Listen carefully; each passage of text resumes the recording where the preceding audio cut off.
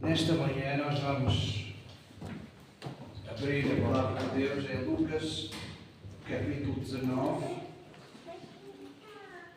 e vamos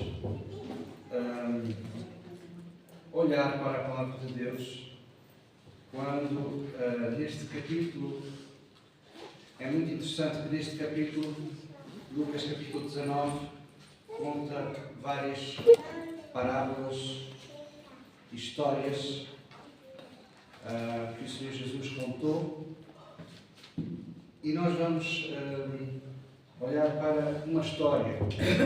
Aqui não é uma parábola, é uma história, embora este capítulo também tenha parábolas. Lucas 19, vamos ler o verso 10 e depois eu conto a história que a maioria sabe, a maioria conhece. Então, Lucas 19, 10 diz o seguinte: porque o Filho do Homem veio buscar e salvar o que estava perdido. É muito interessante eu pensar nestas palavras de Jesus, nestas histórias que Jesus contou, e penso que cada vez mais nós devemos estar atentos ao facto de que a toda hora e a todo momento nós temos que voltar ao início que Deus planeou para cada um de nós. Sempre. Em toda a hora nós temos que pensar que temos que voltar ao início. Isto é, voltar ao tema principal da mensagem bíblica. E o tema principal da mensagem bíblica é a cruz. Sem a cruz, nenhum de nós, com todas as garantias, estaria aqui. Sem a cruz, a mensagem principal, a mensagem central, nenhum de nós estaria aqui. Então, eu quero começar por dizer que a cruz, o que é que aconteceu? A cruz veio marcar alguma coisa. A cruz veio definir alguma coisa. E quero começar por dizer que a cruz veio capacitar o homem, quando eu falo homem, é homem e mulher, na humanidade, veio capacitar o homem para ser recolocado ao seu estado original. Todos nós sabemos que o homem ou a humanidade se perdeu. Contudo, o amor de Deus é muito grande, de tal forma que enviou o Senhor Jesus para que possamos ser capacitados a ser recolocados no lugar que Deus destinou. Então, Deus tem um plano para cada um de nós. Quer nós queiramos, quer nós não queiramos. Deus não depende da nossa crença para cumprir o seu plano. Há muitas pessoas que têm vários tipos de crenças. E há vários tipos de crenças que dependem de certas circunstâncias, de certas personalidades, de certas coisas que são feitas. Mas Deus não depende da nossa crença para cumprir o seu plano. Ouviram? Deus traçou o seu plano e Ele é fiel ao seu plano até o fim. Amém. Há muitas coisas que nós não sabemos, de facto. Há muitas coisas que só um dia talvez nós saberemos. Mas Deus não depende daquilo que nós fazemos, Deus não depende daquilo que nós queremos para que o seu plano seja cumprido. Então nós vamos começar por esta história e depois, no final, vamos contar uma outra história. Esta história é uma história típica dos Evangelhos. Toda a gente, ou pelo menos a maioria, conhece. Este era um homem, o Zaqueu. O Zaqueu era uma pessoa que, embora fosse do povo, que pertencia ao povo de Deus, ele estava misturado com uma organização do império que estava a governar na altura. E por isso, o Zaqueu, não é? As crianças até têm uma canção, não é? Zaqueu desce depressa. Não é? Sabem esta música? Zaqueu desce depressa. Zaqueu era uma mistura de pessoa no seu interior. Embora pertencesse ao povo escolhido de Deus, ele estava dentro de um sistema e ele era um cobrador de impostos. Daqueles cobradores de impostos que talvez nos dias de hoje fossem aqueles de fato preto. Intimidava as pessoas. Esta é a história. No entanto, nós encontramos que este homem, Zaqueu, era um homem importante na sociedade, mas era um homem perdido. Estava perdido. Por isso, este texto termina dizendo que ele veio, ele quem? Jesus veio buscar e salvar o que estava perdido. Um homem rico, um homem que liderava pessoas, estava perdido. Estava perdido de várias formas. Estava perdido nele próprio e estava perdido dentro da sociedade. Porque ele, sendo do povo escolhido e tomando partido dos romanos, ele era visto como os seus irmãos, como um traidor. Então ele era um pecador perdido e também um traidor visto pela sociedade judaica da altura.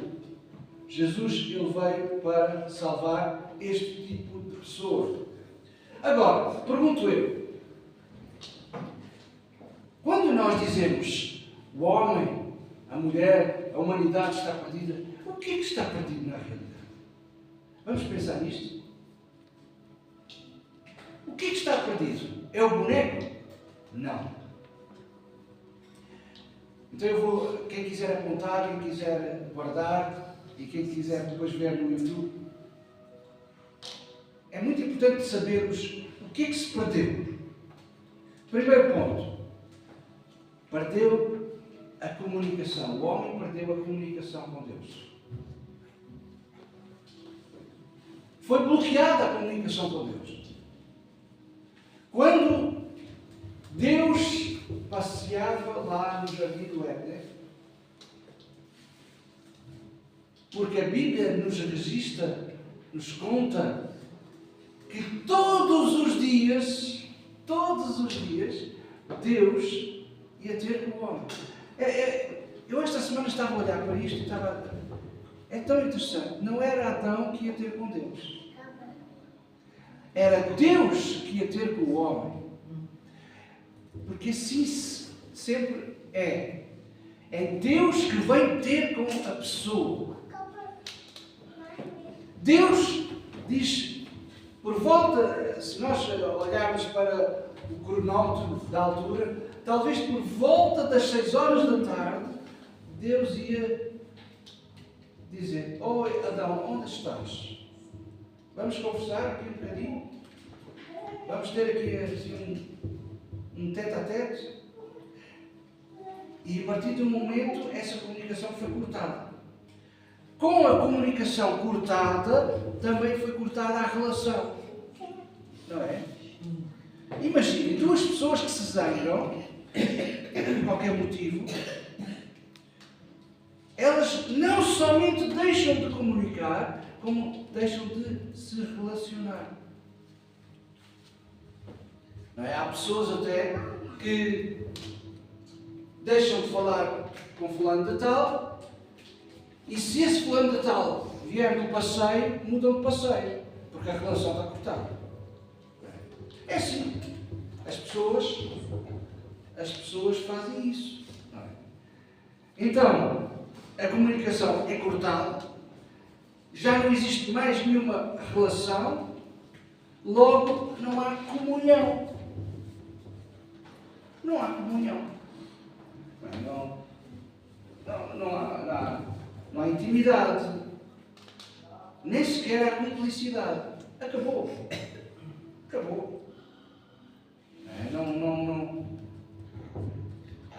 Não tenho, agora vamos dizer em termos atuais, não tenho rede, não comunico. Pronto.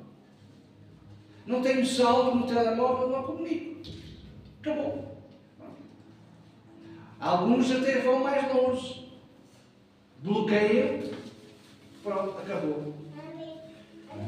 Então, o que se perdeu na realidade foi a comunicação. Com quem? Com o próprio Criador. O facto é que o homem desviou-se e perdeu a comunicação com o Criador. Aleluia, glória a Deus. Ainda há irmãos a chegar. Amém. Hoje é complicado. Então nós não podemos esquecer este facto importante, que para mim é muito importante. É Deus que bate à porta do nosso coração. É Deus que vem à nossa procura. Ele veio buscar, veio à nossa procura. Porque nós ficamos perdidos. Perdidos em conceitos, perdidos em ideias, perdidos em razões que não têm razão nenhuma. Então, esta relação com Deus foi cortada. O fruto da comunhão e intimidade com Deus diariamente foi cortado. Foi obstruída. Foi obstruída porquê? Porque começámos a olhar para outras coisas. Começámos a ser distraídos com outras coisas, com outros focos. E às vezes até somos tão racionais que dizemos assim: Deus entende. Deus entende, sim. Entende que estamos perdidos. Deus entende, sim. Entende que nós estamos desfocados. Estamos desfocados e substituímos Deus por outras coisas. Quando Deus deve ser a essência do homem, o homem substitui Deus por outras coisas. Então põe no lugar de Deus outras coisas.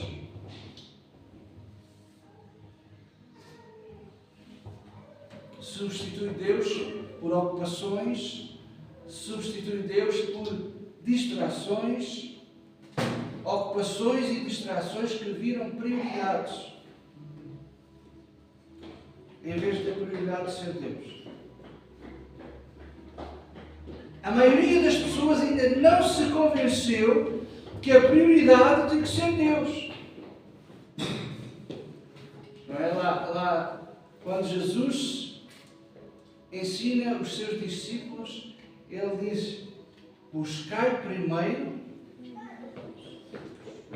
Porquê que ele não está a dizer buscai em segundo lugar, em terceiro lugar, em quarto lugar, ou quando vos apetecer? Não, ele diz: buscai primeiro o reino de Deus.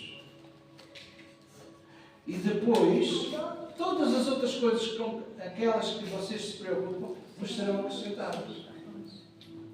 Mas primeiro o reino de Deus. Então, quando nós vamos meditar e vamos pensar que a cruz, Jesus veio à cruz para recolocar a nossa rota, para que todo homem possa chegar ao seu destino e cumprir o propósito de Deus. Mas isso só acontece de uma forma. Ainda hoje nós vinhamos no carro e estávamos a falar sobre isso. Há pessoas que para irem para uma certa direção, elas precisam de um GPS. Não é? Quando nós vamos para um país estrangeiro, é melhor utilizar o GPS, porque senão ficamos completamente perdidos. A Bíblia diz que nós todos somos passageiros aqui na Terra. Então, como passageiros, nós precisamos do GPS. Amém. Se nós não atentarmos para o GPS, nós vamos, de facto, ficar perdidos. De facto. Então, o GPS que Deus nos deu para que não estejamos mais perdidos é a sua palavra. Amém. Aleluia. Eu digo isto vezes sem conta. A palavra de Deus nos ensina em todas as áreas. Como é que eu aprendo esta ou aquela área? Lendo a palavra de Deus. Às vezes, alguns de nós demoram mais algum tempo em certas áreas, porque ainda não chegámos lá ao texto. E quando não chegarmos lá ao texto, não aprendemos. Não é? Então, só a palavra de Deus, só o GPS espiritual, pode endireitar os caminhos do homem. Os caminhos por onde o homem anda. Então, vou dar 3 conselhos. Primeiro conselho. É muito importante. A Bíblia nos diz muitas vezes, não se deixe enganar. Não se deixe enganar pelas notícias. Não se deixe enganar pela opinião dos homens. Não se deixe enganar pelas filosofias. Sabe porquê? Porque você não é lixo. Então não coma lixo. Mas eu tenho que ficar atualizado. Ficar atualizado é uma coisa, comer lixo é outra. Percebe? Claro que devemos ficar atualizados. Como é que está esta situação, aquela situação. Mas não permitir que essas situações interfiram na nossa vida. Porque na medida em que essas situações interferem na nossa vida, isso é lixo. Isso não vai edificar. Nós devemos saber o que é que está a acontecer no mundo. E mais hoje. Sim, devemos ficar informados.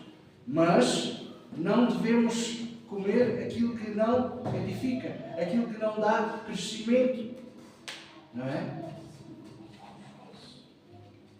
Então, não se deixe enganar. Conselho número 2. Para mim é o mais importante. Leia o manual do fabricante. Quem é que sabe o que é o manual do fabricante? Faça assim. Quem é que sabe? Manual do fabricante. O fabricante é Deus. E Deus deu-nos as suas instruções. Então não deixe de ler o manual do fabricante. Como eu disse há pouco, o manual do fabricante é tal e qual um GPS, que nos ajuda para nós não nos perdermos. O manual do fabricante tem várias formas de ler, sabe? Ou vamos ler o livro como um livro, ou vamos ler o livro com a ajuda do seu autor. E o seu autor está sempre presente, porque a Bíblia diz: não sabeis vós que sois o templo do Espírito Santo? Quando nós dissemos sim, Deus, então o Espírito Santo veio morar em nós. Então ler o manual do fabricante com a presença do próprio fabricante é ler de forma diferente. Muitas pessoas, e há uma história curiosa de um homem muito famoso no mundo. Muitas pessoas começam a ler a Bíblia, a Palavra de Deus, como um livro. Há um homem que ele se considerava completamente ateu. É um cientista. Considerava-se ateu. E ele disse um dia: eu vou começar a ler a Bíblia. para ver se aquilo que aqueles cristãos dizem é mesmo verdade. Mas ele começou por ler como um livro. Cuidado, porque Deus tem destas coisas. Quando nós somos sinceros de coração, quando nós somos coerentes, quando nós queremos descobrir realmente se aquilo é verdade, essa verdade, diz a Bíblia, essa verdade liberta. Esse homem hoje é um grande cristão e influencia muito a sociedade, como cientista. Então, o segundo conselho que eu dou a cada um de nós é: leia o manual do fabricante. Terceiro conselho: se acha que é necessário, restabeleça a comunicação com Deus. Ele veio buscar e salvar o que estava perdido. Então restabeleça. Às vezes, por várias situações, nós deixamos de falar a tal pessoa, ao tal vizinho, ao tal colega, ao tal familiar. Restabeleça. Restabeleça. O mais importante é restabelecer. Restabeleça essa comunicação. No mundo existe um discurso dizem eles, que é um discurso dentro do cristianismo, do chamado cristianismo, que diz: somos todos pecadores horríveis, impuros e indignos. Esta linguagem, por vezes nós dizemos coisas que não estão segundo o manual do fabricante. Eu vou talvez descortinar alguma coisa para alguns de vocês. Este tipo de linguagem não nasce nos textos originais, nem na mentalidade dos primeiros cristãos. Na Bíblia, na Palavra de Deus, não se destaca o ponto de depravação do ser humano, mas a dignidade do homem. Ouçam bem aquilo que eu vou dizer agora. Quando Deus é eterno, Deus sabe todas as coisas, sabe ou não sabe? Sim ou não? Sim. Deus diz assim: vamos fazer o homem à nossa imagem, conforme a nossa semelhança. Deus está a dizer: vamos fazer o homem tal e qual como nós. Mas Deus sabe que o homem ia meter o pé na argola. Deus sabia. Deus sabia que nós íamos tropeçar. No entanto, Ele não levanta a questão da queda, mas o mais importante é que Ele levanta semelhante a nós, segundo a imagem e semelhança. Então, o homem, sabemos todos nós, que quando peca, quando se desvia, quando se desfoca, perde a comunicação com Deus, como nós já dissemos. Então, o que é que aconteceu depois?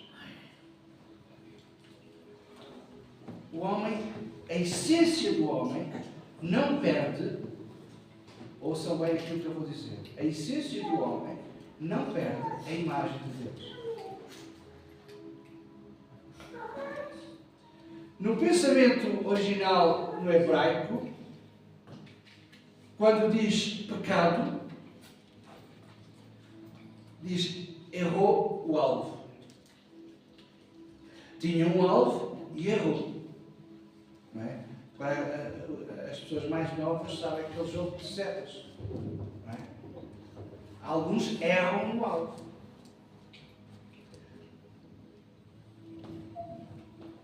Errar o alvo não é ser mau por natureza.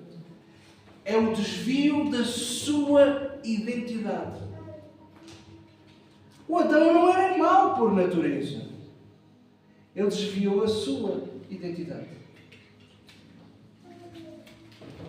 Foi distraído e tornou a sua distração prioridade. Então, o arrependimento, segundo a palavra de Deus, vamos corrigir aqui algumas coisas. O arrependimento, segundo a palavra de Deus, não é eu ter ódio de mim mesmo. É errado. Há pessoas que não gostam de si mesmo. Isto é errado. Arrependimento é retornar ao princípio. É retornar à imagem de Deus, quando Deus criou o homem. Arrependimento é mudança de pensamento. É regressar ao início. É voltar a alinhar-se com o prumo com Deus. Arrependimento é alinhar-se com Deus. Porque Deus nos veio buscar, nós temos que nos alinhar com Ele. E esta é a mensagem da cruz. Ele veio buscar e salvar o que estava perdido. O que é que estava perdido? O corte de comunicação, o corte de intimidade, o corte do diálogo.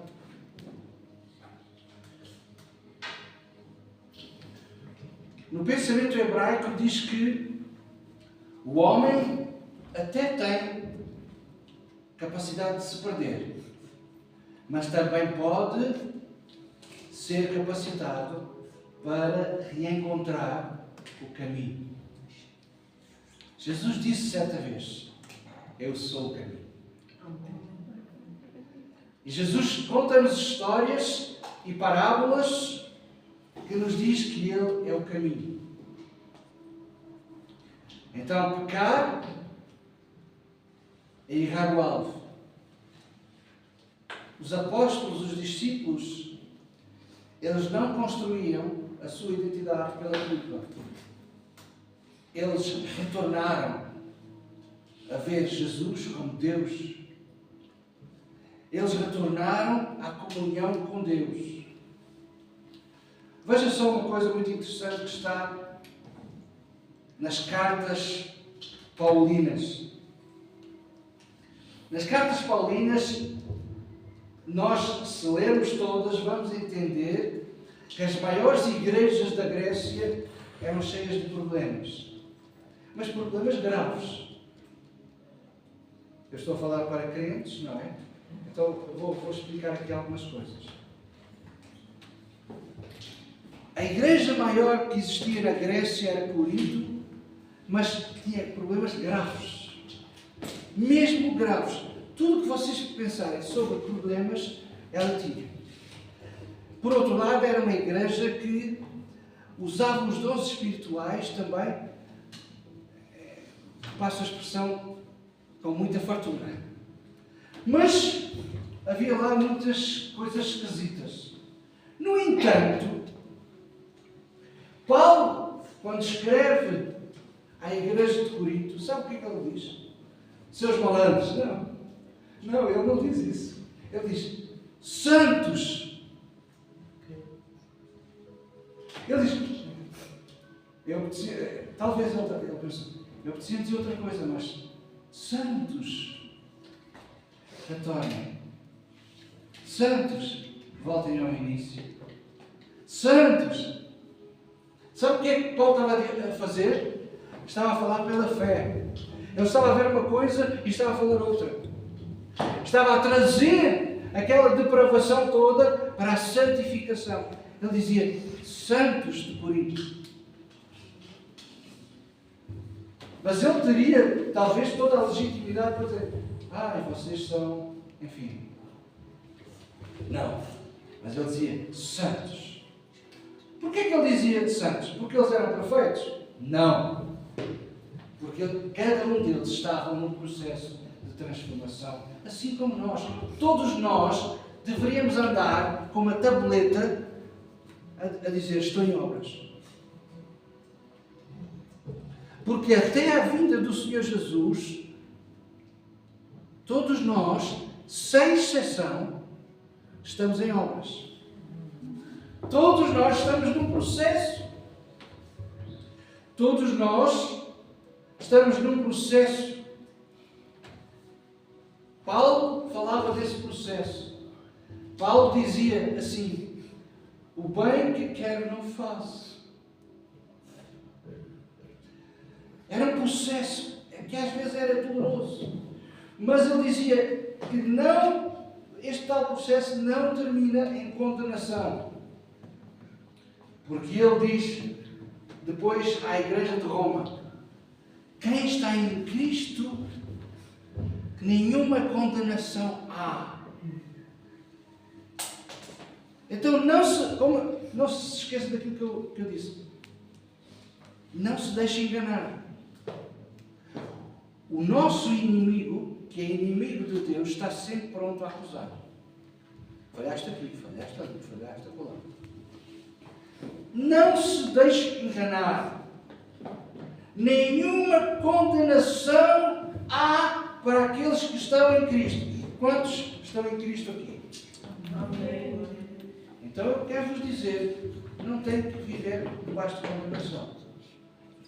Não tem.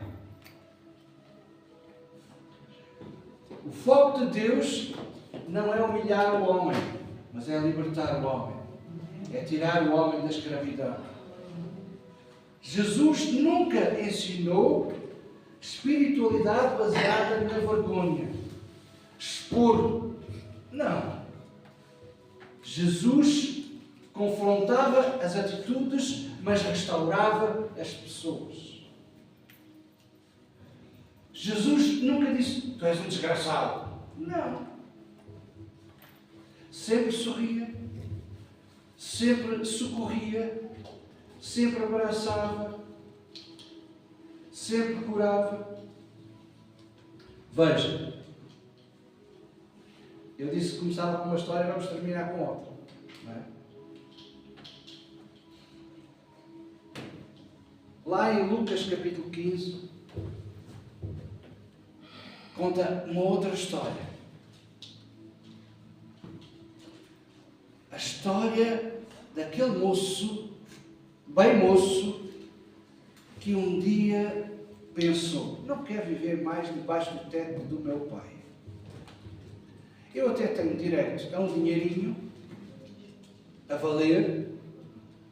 Eu vou chegar ao pé do meu pai e vou dizer que eu tenho direito e a lei permitia, não é? Então eu vou dizer que, pai, dá-me a parte que me cabe da herança. Embora o pai pudesse eventualmente ter outros pensamentos, porque ele era muito moço, era muito novo, o pai dá-lhe a parte da herança. Sabe uma coisa? O Pai Deus sabe quando nós tensionamos meter o pé na bola. No entanto, não nos bloqueia. No entanto, não nos trava. Ainda nos dá a oportunidade. Porque se Deus nos travasse, nós não acordaríamos neste dia. Mas Deus ainda dá a oportunidade. Ainda dá mais uma chance. Tal e qual como este pai fez. Como esta história conta. Diz: vai lá, filho, vai lá a tua vida. Talvez com alguma tristeza, talvez com alguma dor. Este pai sabe que eventualmente iria acontecer. Porque todo pai que é pai, eu vou dizer outra vez, todo pai que é pai percebe o que vai acontecer depois. Mas às vezes os filhos são adultos, não é? embora moços, mas já são adultos e nós temos que respeitar. Então, esta história diz-nos que aquele filho passou por tanta coisa e de repente vem ter com o pai novamente. E que é tão interessante que ele vem ter com o pai com uma atitude completamente diferente. A atitude dele era: pai, torna-me um empregado teu. E o pai, e é aqui que eu quero chegar, o pai interrompe esse discurso. O pai interrompe esta atitude, este pensamento de autodepreciação e devolve ao seu filho a dignidade que é digna de receber. Todos nós já passamos por isto.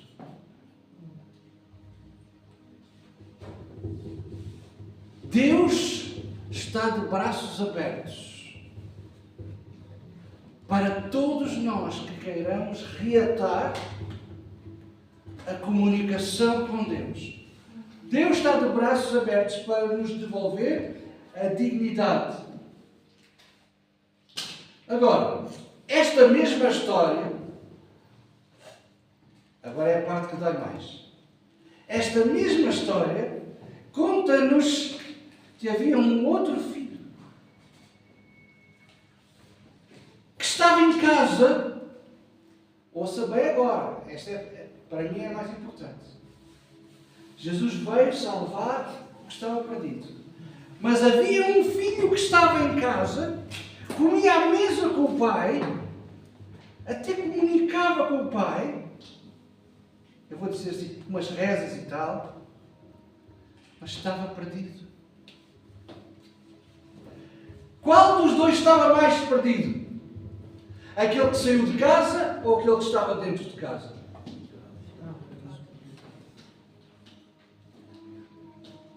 Pois é. Há filhos que estão em casa, mas estão perdidos. Não têm noção de como viver com o seu pai e não têm noção de como viver com os seus irmãos. Estão em casa.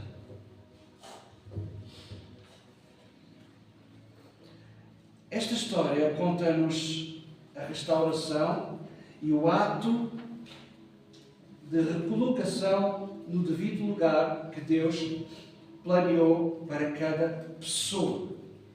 Não somente daquele que saiu e fez 30 por uma linha, mas também aquele que pensa que está puro, santo, imaculado e está também perdido. Jesus disse: vim para os perdidos. Quais perdidos? Todos aqueles que não comunicam com Deus estão perdidos. Mesmo aqueles que frequentam a igreja. Ouviu? Porque frequentar a igreja não dá entrada para o céu. A igreja é como uma escola onde nós vimos aprender acerca do manual do fabricante. Amém. Amém? Amém. Então ele veio para os perdidos, mesmo aqueles que estão dentro de casa. Ele veio buscar e salvar e restaurar aqueles que se desviaram. Não aqueles que se consideram perfeitos, porque há muitas pessoas que se consideram perfeitos. Não, eu já está. Aqui ninguém toca, mas já estou perfeito. O Evangelho não veio para dizer para você se odiar. O Evangelho veio para dizer: levante-se, reate a sua comunicação com Deus, levante-se. A Bíblia diz: levanta-te tu que dormes e recebe a luz, e assim serás esclarecido. A ideia de que o cristão é um coitadinho é uma ideia errada. O cristão não é um coitadinho. O cristão que comunica com Deus, atenção, porque no outro dia ouvi uma expressão assim: Há cristãos e há cristões. Os cristãos, eles vão à igreja, comungam. Pronto, estão ali, marcam um pouco. Mas os cristãos não comunicam com Deus. Quem comunica com Deus são os cristãos, são os filhos de Deus. Então, na história da humanidade, na história da igreja, veio o pensamento: eu sou um coitadinho, eu sou um miserável. E isso foi exageradamente espalhado pela religião. No entanto, isso não reflete a vivência e a experiência da igreja do primeiro século. A vivência e a experiência da igreja do primeiro século é que o ser humano foi criado à imagem e semelhança de Deus. Amém. Nós somos feitos, criados à imagem e semelhança de Deus. Por vezes somos feridos, mas não somos destruídos. Por vezes erramos, mas ainda temos uma hipótese de retornar ao caminho. Amém. Amém? Não se deixe enganar. Embora tanto aquele que foi embora de casa como aquele que está se considere perdido, ainda pode voltar. Jesus veio à cruz do Calvário para restituir tudo o que foi perdido. Então, o que fazer? Não esqueça, realinhe-se com Deus e aceite essa mesma restituição. A cruz é a mensagem central. A cruz veio unir a vontade de Deus com a vontade do homem. A cruz veio abrir as portas. Está escrito que quando Jesus foi crucificado, o véu do templo foi rasgado. Porquê essa figura do véu? Para quem não sabe, no lugar santo dos santos só entrava o sumo sacerdote uma vez por ano para pedir perdão dos pecados pela humanidade. Todos os anos o sumo sacerdote fazia isso. Havia sacrifício, havia, enfim, uma série de coisas. Mas o nosso sumo sacerdote, Jesus Cristo, ele veio abrir o acesso ao Pai. Por isso ele disse: eu sou o caminho, eu sou a verdade, eu sou a vida. E ninguém vai ao Pai a não ser por mim. Jesus veio restaurar aquilo que estava perdido. Jesus veio restaurar as atitudes que nós tomamos menos próprias. Estejamos nós dentro de casa ou fora, nós precisamos procurar uma restauração. Amém. Porque mesmo o que está dentro de casa, a Bíblia também diz: cuidado para não cair. Todos nós estamos sujeitos a quedas. E às vezes é onde menos esperamos. Tropeçamos. Ontem eu tropecei ali. Dentro da casa de Deus. Pois, eu tropecei. Não é? Ontem estava aqui muita gente e com tanta gente eu tropecei. Mesmo dentro de casa, já sabendo como é que é as coisas. Mesmo dentro de casa, eu tenho que orientar. Aquele filho que estava dentro de casa começou a argumentar: então, mas agora vais dar tudo outra vez àquele que esbanjou tudo. Ele considerava-se perfeito, santo, imaculado. Mas ele também precisava encontrar o seu pai. O seu pai disse-lhe: mas tu tens tudo, porquê é que não aproveitas? Estás a argumentar que eu dei um bezerro cevado Voltei a dar a dignidade ao teu irmão. Quando tu tens tudo, tu estás aqui dentro de casa. Pessoas que estão dentro de casa muitas vezes não têm a noção daquilo que têm.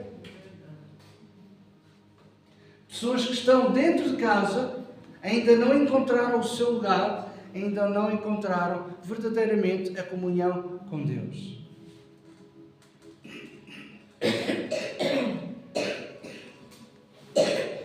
Sabe que há pessoas, e certamente todos percebem, há pessoas que ficam dentro dos conventos a vida toda. No entanto, não conhecem Deus. E são pessoas, aparentemente, que se abstêm de muitas coisas. Mas não conhecem Deus. Não se esqueçam, não se deixem enganar. Voltem à Bíblia, voltem à Palavra de Deus. Nós não temos que comer lixo. Nós temos que comer aquilo que nos edifica. Amém. Amém?